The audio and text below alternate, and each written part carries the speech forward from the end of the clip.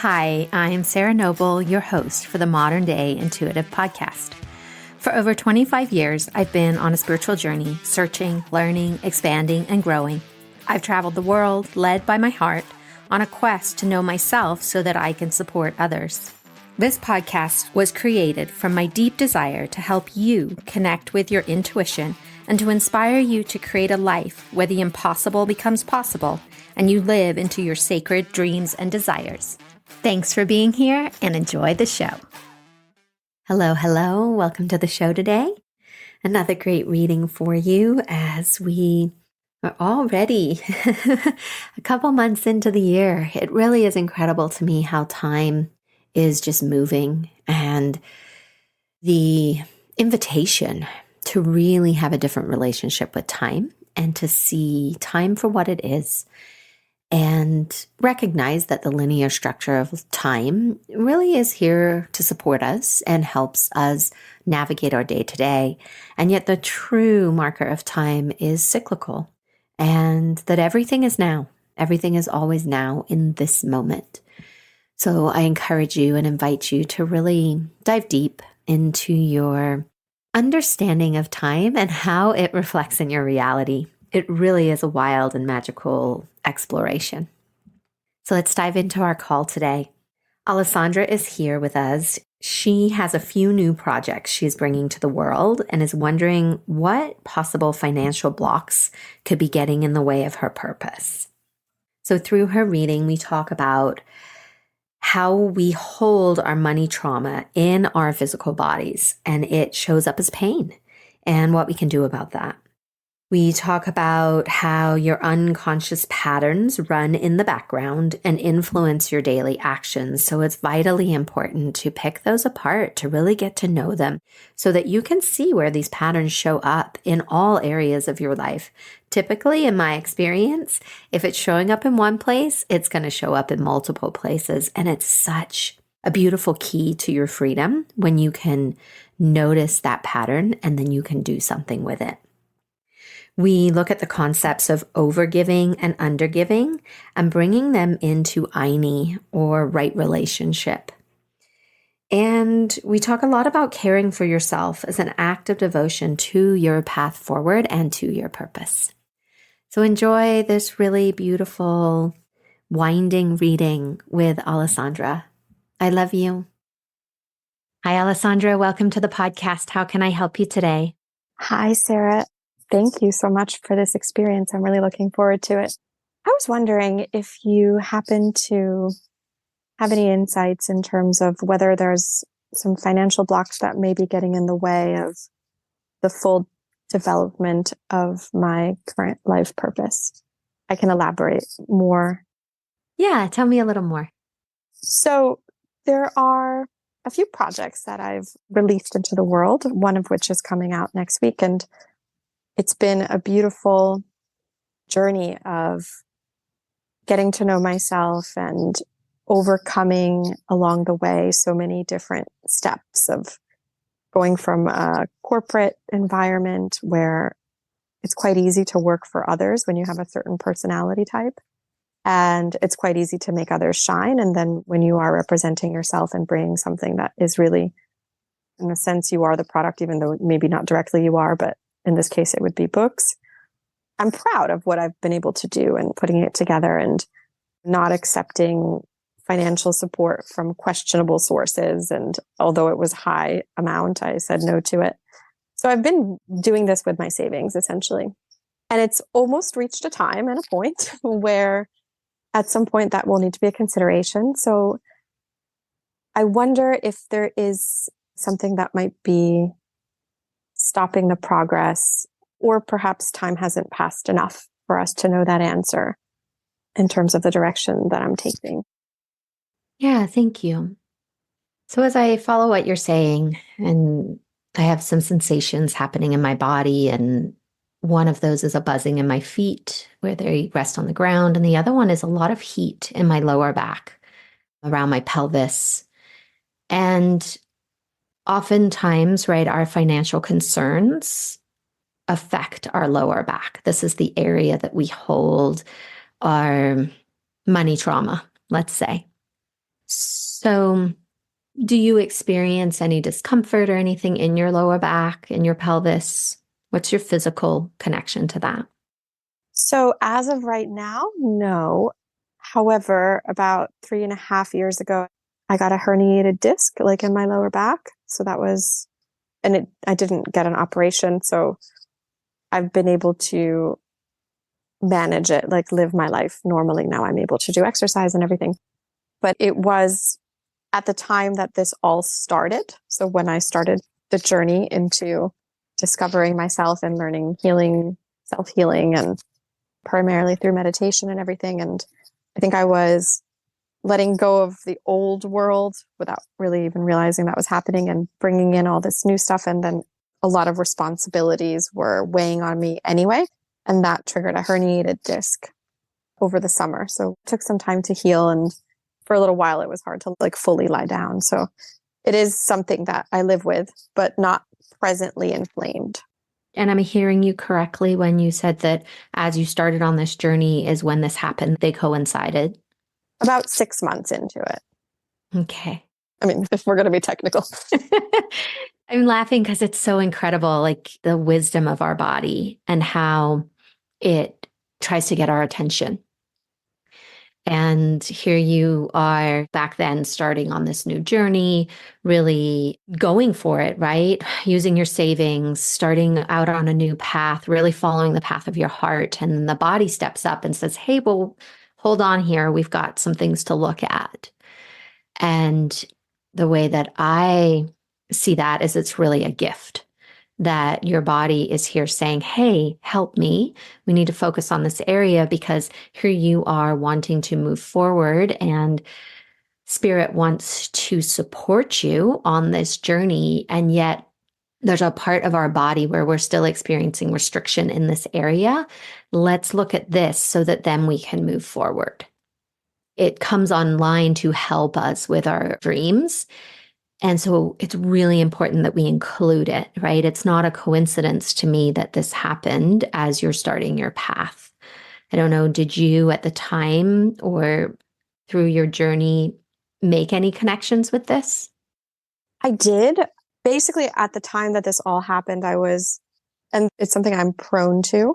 At the time, I was like, I guess, overextending myself in a variety of different directions, primarily through driving hours away to different places to help people or be there for my family. And then I was also dating someone who lived a little bit far away and not really the best match for me. And I think I was taking life quite serious, like a little too seriously, and just carrying a lot of burden of responsibility. And this person that I was dating, it culminated like with this back situation. And my friend at the time was like, do you think that your body's trying to tell you something about this person? And I was like, fair. So I correlated it a little bit with what was happening at that present time, which was I really overextended myself for a lot of people. And the day that this really came impossible to ignore, like I had to go to the hospital. I think I was like going to drive 4 hours to go to someone else's mother-in-law's funeral. And it was like really not necessary for me to be there. But that was kind of how I felt about life. Like I have to be there for this person. I have to be there for that person. I have to da da da da da, which is a lesson that I have later on really learned from in ceremony, which is, you can't heal everyone else. You can only heal yourself. So that's what I attribute to back pain. Like if I re-feel it, I bring it back to, have I taken care of myself first? Am I holding on to too much responsibility, which doesn't need to be so heavy for me? Yeah, thank you for sharing that. The word that's dropping in is overgiving. Do you relate to that?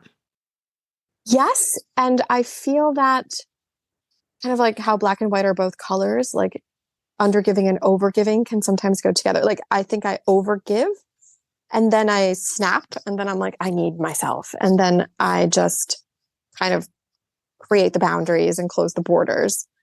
And that really just happened like over Christmas break. For a month, I was taking care of children, my grandma, more children, like literally, I didn't really have a holiday. So it's come up again.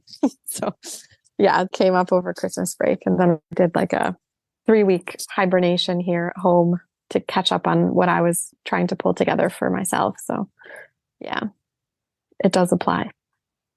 Yeah. So, what I see in your words is this pattern, right? Of you overgive and then you have to shut down and, in your words, undergive. How do you see this pattern connected to what you're doing now with this new project that you have being released? I see it. I'm struggling to find the words, but I see what you mean. It's very interesting. Perhaps I will feel like a current of electricity within me. Like it'll resonate with me, when you're working on something and when you're doing mostly admin, you're like, or setting up a website or whatever, like that's regular stuff. But then sometimes I'll like reread something or re-listen to a meditation and I will feel like, oh, this is why I'm doing this. Like this really helped me again right now. Like, so I'll feel this charge of, I understand my purpose. This is where I was supposed to be right now. And I'll get quite excited. And then I realize that not everybody is interested or open or ready to receive. And that's totally fine. And now it's certainly gotten much better to the point where like you said, I've done the opposite. So with the first book that I published, I was like getting everybody involved and I got really offended when my best friend didn't respond and when she basically never really acknowledged that. I mean, it's kind of had an impact on us. And now with the second book, I was just like, okay, whatever. I just won't tell anybody. Like I don't care. Like I don't want to be disappointed by people. So it's like I tried really, really hard in the first instance. And now I'm kind of like, I just wrote it in my newsletter and like people were like, you wrote a book? And I was like, yeah, you guys even care? In a way, that's kind of maybe deep down what I wished I could have said out loud. I just said, yeah, it's like having a second kid. You don't really tell anybody. But maybe deep down, I was reacting in such a way because not that I didn't get I really got so much blessings from the world and people reading it. Like it actually was fantastic how that all worked out. It just hurt me when specific people, like that didn't even count in the statistics, how that reaction was. So then it just kind of made me shut down. Yeah. So, seeing this wise pattern in you that is protecting you and is playing out in your life. And do you see it in other parts of your life currently where you might be doing the same pattern? Hmm. Maybe in my love life, in my like dating life, because I tend to be like very, very all about something. And then I do get cold rather quickly rather than experiencing uncertainty. If I see symptoms, which is not the fault of the next new person, but if I see symptoms of something that reminds me of something in the past, I'll just maybe shy away from trying that hard again. I think if we're going to go back to the over caring. So in the past, maybe I would have tried that and then it didn't work so well. So then I'm like, okay, let's avoid that energy expense altogether. Yeah. So, in this new light and this new thread of seeing this pattern playing, if you were to come back to where we started with our question, right? Of can this project financially support you? Is there a need for a newer path, or do you see anything different? I mean, fundamentally, it's all about trust and trusting in ourselves and in what we feel is right in that moment. And in this moment, I do feel like what I'm doing is in alignment with what I need to be doing.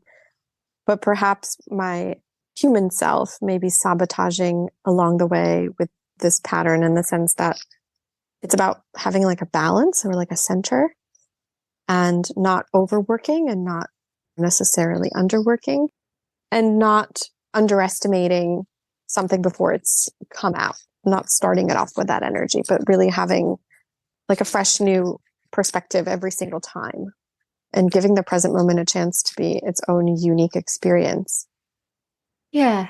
If you were to look at the wisdom, because all of these parts of us and these patterns, our stories, our conditioning that we tell ourselves, they hold so much wisdom about who we are, where we're going, what's in the way.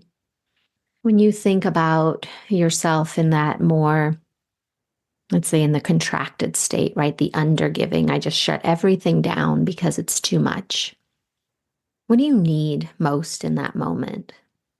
What do I need most in that moment? Like if you bring that idea to mind of where you have to shut down. Oh, well, I mean, personally, I love it.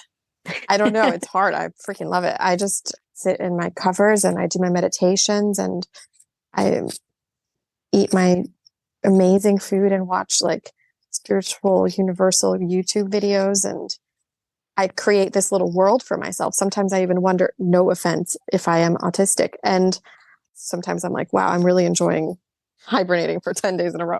I mean, it's a lot. Although I recently discovered that from human design, this is natural for me. So I'm trying to put together all these modalities and somehow figure out a human silver lining to it. So ultimately, what do I feel? I love it. I love it. It does get old after 3 days. Then I go out and see friends and I feel the value of going to the nail salon and communicating with new people and strangers. And I always maintain my other appointments. I have some networking stuff that's ongoing, but I mostly feel like, oh, finally, it's just me. Like that's how I feel. Finally, I can reset. Finally, I can hear my own thoughts. That's the relief, is being able to hear my own thoughts. Yeah, really be with yourself. Mm-hmm.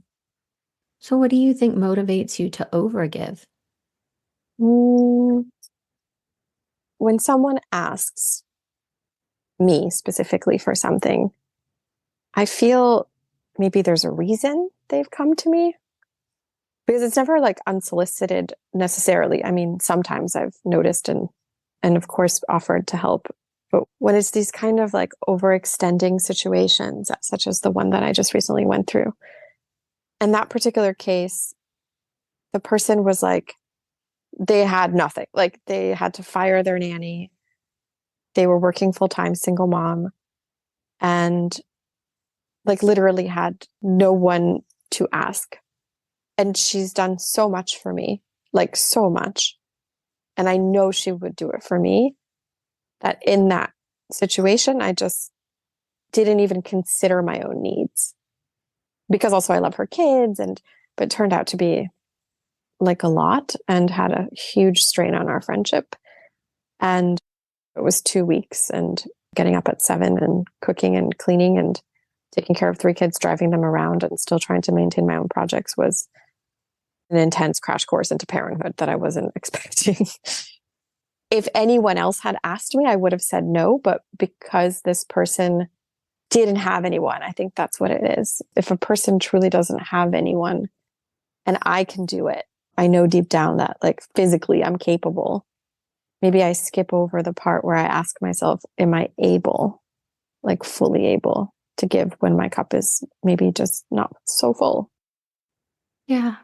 And again, such a beautiful part of you that wants to rush out and help and support and be there, even at the expense of your own serenity. And I was serene. I mean, the kids are, I love we were laughing and giggling all the time, but it was also like 6:30 a.m., make the pancakes, like drive them to school, pick them up, make the lunch, make the snack, get them to the next class, take over, bring the friend here, bring the friend there. It was like never shutting down until 10:30 p.m. in a very small space. But I would say, yeah, it was more like my energy, like my serenity was ever present. But after a certain point, it was like I couldn't hear my own thoughts once again. Everybody wanted a piece of me constantly. And I felt depleted and also unrecognized. Yeah. I'm a mom and I very much relate to what you're saying. It's just always on, and there's a lot of joy, and there's so much love, and there's all the things, and it's constant. There's no time for your thoughts. It's crazy. It must be such a brain expansion just for survival. I mean, brain and heart, of course they go hand in hand. But yeah, much respect for having experienced that. Yeah, it's life changing. You definitely change your identity in those moments, right? I will say that in this particular situation, this person's house was under renovation. So we were only sharing about like one kitchen where there was a couch, which I was sleeping on. And then there was the kids' room and the bathroom. Everything else was unlivable and full of boxes. So it was a really difficult 2 week. Like it was truly no space to be alone. So I think it was even more concentrated, it made it even harder. I don't know if it makes it any different having extra space, but I would think if kids can run around a little far away sometimes, like maybe it can be good for everybody involved. It was tough. Yeah, that is an extreme situation. Having kids and all that you've shared, that's not typical. Let's say, like you definitely were. I will validate that you were in a difficult situation, a challenging situation, maybe, right? Even amongst all the goodness of it. So I'd love to bring this together for you because we came in talking about a project, your financial security, and here we are talking about an experience that you just went through that seemingly might not be connected. And yet, the thread they see in there is back to this part of overgiving and undergiving, and how you tend to get ping ponged between the two. And in the Andean traditions, there's a word Aini that I talk about a lot on this podcast. And Aini is everything in right relationship. And it's where the giving and the receiving becomes so equal and balanced that you can no longer see where one ends and the other one begins. And this is where we're intended to live in right relationship with everything in our life. And yeah, it's a beautiful teaching. And I'd love to ask you, what do you see related to where you're in this pattern, in this process of bringing this project forward and thinking about possible new paths forward? And like, what is the dream of your heart? What would you really love? And how is this pattern keeping you from it? It feels like, you know, when you're sifting, you have a sifter for flour and a cake, things are trickling through, right? Like opportunities are still arriving and magical moments happen where I think of something and then a couple days later, I'm called to be a speaker. And it's like, wow, that's so fun. However, the speaking opportunity is not paid, which is fine. You start off that way. But it feels like there's like something in the sifter that's preventing all of the flour from coming through to make the cake. Like, so I guess it's like if I were to go back to what I heard myself say when we first started talking, which was that it's much harder to work for yourself than it is to work for others. I mean, in my case, from my unique cocktail of lessons to learn, I would say that I've been able to externalize that in a good way, like productively through the actions and the material, what needed to happen to get the books done. But when it comes to the full transformation, which includes 360 degrees of myself, I'm still not fully taking care of myself. So I'm still doing that with others outside. And then I become rather possessive of my working time, which then ends up taking up all of my time from me too. So definitely this I need concept is not so free flowing in the present moment. It's more staccato, like everything feels like it's not flowing just fully all the way. And it should probably start, as it always does, within.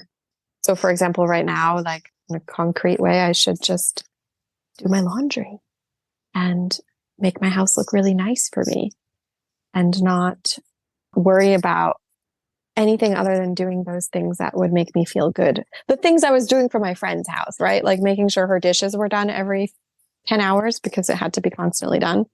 I don't do that for myself, but I live alone. So I have a different standard of pressure when it comes to that. But simple things like that. Yeah, bringing in more love for yourself, more care, attention. the same way that you give to others, really showering yourself with that. Like, I'm really good at getting massages and getting my nails done and whatever form of outsourced attention I'm capable. But the love that comes from the enjoyment of cleaning your own countertop, like, I can count the times that it's happened for me on one hand. Like, I don't have that muscle developed where I enjoy those little things, which is a beautiful, harmonious state to be in, because I have reached it at times. It's a whole other podcast, but I didn't really grow up with a lot of examples of that. So I'm learning every day how to be domestic for me. But I think if I fully embrace that kind of self-love, which is also longer term self-love rather than here's $50, please give me a massage. Are you getting anything else? Because this is what I'm getting, but I don't know. No, I'm just listening to the beauty in your words and this remembering of how important you are, and that these small acts of kindness towards yourself change things. Like, you're prioritizing yourself and the place that you live and your time, and you know how to do it because you were talking before about being snuggled in your bed and listening to meditations, and all of this is part of it. It's just really recognizing where you become out of balance with that, and then have to kind of go into this mode of shutting everything down. And I think the process is where you become in the flow of you are still giving, because it's beautiful to give, right? Like, for your friend, for you, for all the people that you're helping, for the world, but also not letting it become so far out of balance that you are sacrificing yourself in order to give. And that's that place for you that it feels is going to be the most rewarding when you start to practice this and really lean into being devoted to yourself. Mm-hmm. Yeah, absolutely. It just sounds so simple. And yet, again, also with the cleaning, like, I had a cleaning lady coming every week, and this part of my life didn't emerge. It didn't show up to me as something I was missing. Of course, it's nice when someone cleans everything for you perfectly, because then you can really just focus on meditating and doing everything. But somehow a few things went missing. I just said I don't need the help anymore. And so now it's like, okay, well, you're not really holding your house together very well on your own.